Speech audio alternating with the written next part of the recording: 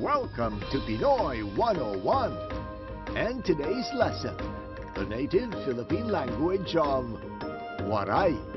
Waray is one of the 12 regional languages recognized officially by the Department of Education.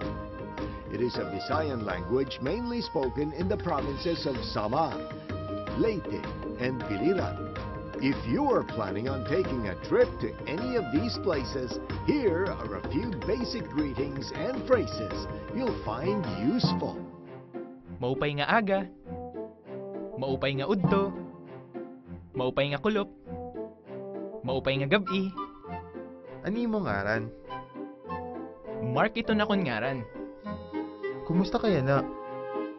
Maupay man, salamat. Damo nga salamat.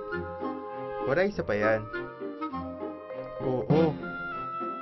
Diri. Ano't oras na? Pangaon kita? Tagpira? Tagpira ini?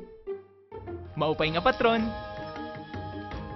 Interestingly, the Waray language contains dialects that differ among the provinces.